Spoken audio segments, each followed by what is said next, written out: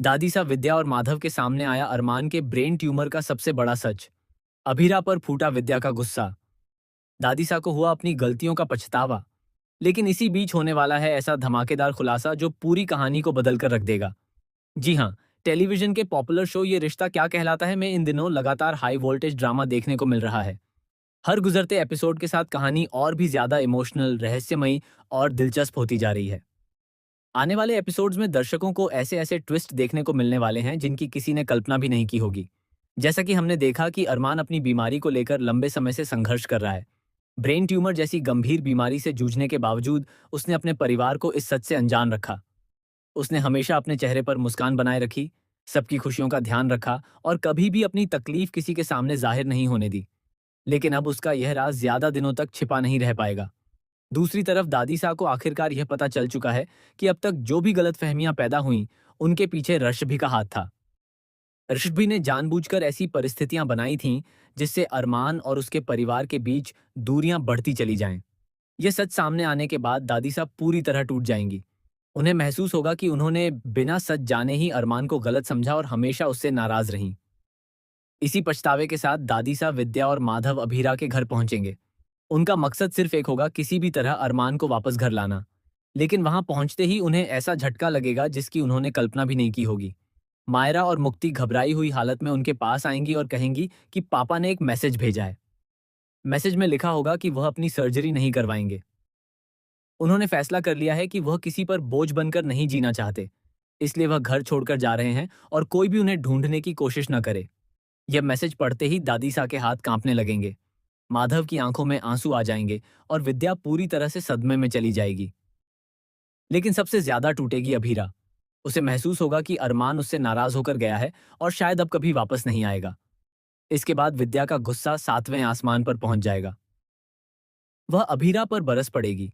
वह कहेगी कि अगर अभीरा ने अरमान का साथ दिया होता, अगर उसने उसकी भावनाओं को समझा होता, तो आज अरमान इस हालत में घर छोड़कर जाने को मजबूर नहीं होता। विद्या की बातें सुनकर अभीरा बिल्कुल चुप हो जाएगी। उसकी आंखों से लगातार आंसू बहने लगेंगे। वह खुद को दोषी मानने लगेगी। लेकिन तभी दादी साहब विद्या को रोकेंगी और कहेंगी कि गलती सिर्फ अभीरा की नहीं है। असली गलती उन सभी की है जिन्होंने अरमान को कभी समझने की कोशिश ही नहीं की। दादी सा रोते हुए कहेंगी कि अरमान हमेशा से एक स्वाभिमानी इंसान रहा है। उसने कभी किसी से मदद नहीं मांगी। उसने अपनी तकलीफ को हमेशा अपने अंदर छिपाकर रखा ताकि उसके परिवार को दुख न पहुंचे। लेकिन हम सभी उसकी खामोशी को समझने में नाकाम रहे। इसी बीच कहानी में आएगा सबसे बड़ा मोड़। अरमान के कमरे से एक डायरी मिलेगी। उस डायरी के हर पन्ने पर अरमान की अधूरी इच्छाएं, उसके डर, उसकी उम्मीदें और अभीरा के लिए उसका बेशुमार प्यार लिखा होगा। डायरी में अरमान ने लिखा होगा कि अगर उसकी सर्जरी सफल नहीं हुई तो वह चाहता है कि अभीरा अपनी जिंदगी में आगे बढ़ जाए।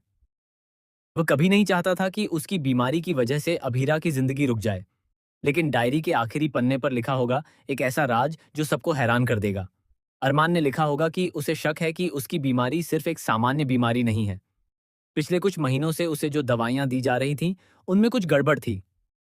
उसे लगता है कि कोई जानबूझकर उसकी हालत बिगाड़ रहा है। यह पढ़कर दादी सा माधव और अभीरा के पैरों तले जमीन खिसक जाएगी। आखिर कौन है वह इंसान जो अरमान की जान का दुश्मन बन चुका है? क्या रश्भि ने सिर्फ परिवार को तोड़ने की साजिश रची थी या फिर उसके इरादे इससे भी ज्यादा खतरनाक हैं?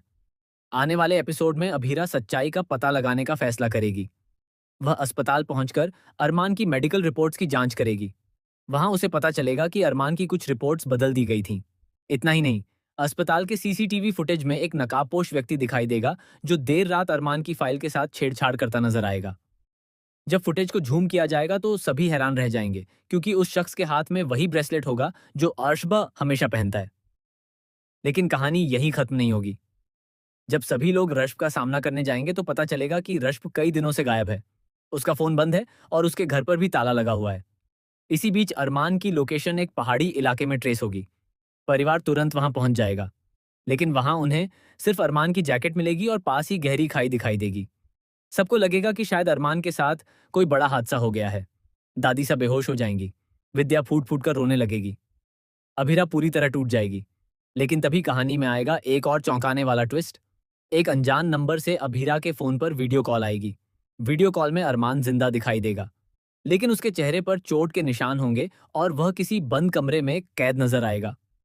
अरमान धीरे से कहेगा कि वह सुरक्षित नहीं है। जिस इंसान पर सभी भरोसा कर रहे हैं, वही इस पूरी साजिश का मास्टरमाइंड है। इतना कहकर कॉल कट जाएगी। अब सवाल यह है कि आखिर वह मास्टरमाइंड कौन है? क्या सचमुच अर्शब ही दोषी है? या फिर परिवार का कोई ऐसा सदस्य है जिस पर किसी को शक तक नहीं? क्या अभीरा समय रहते अरमान को बचा पाएगी? क्या दादी सा अपनी गलतियों को सुधार पाएंगी? क्या विद्या अभीरा से माफी मांगेगी? और क्या अरमान की सर्जरी हो पाएगी या फिर उसकी जिंदगी हमेशा के लिए बदल जाएगी? इन सभी सवालों के जवाब आने वाले एपिसोड्स में मिलने वाले हैं, जहां हर दिन एक नया राज खुलेगा, हर रिश्ता कसौटी पर खड़ा होगा और हर किरदार को अपनी सबसे बड़ी परीक्षा से गुजरना पड़ेगा। तो दोस्तों, आप इस धमाकेदार ट्रैक को लेकर कितने एक्साइटेड हैं? आपको क्या लगता है कि अरमान की बीमारी के पीछे असली गुनहगार कौन है? अपनी राय हमें कमेंट करके जरूर बताइए और ऐसे ही लेटेस्ट अपडेट्स के लिए हमारे चैनल को लाइक, शेयर और सब्सक्राइब करना बिल्कुल भी ना भूलें।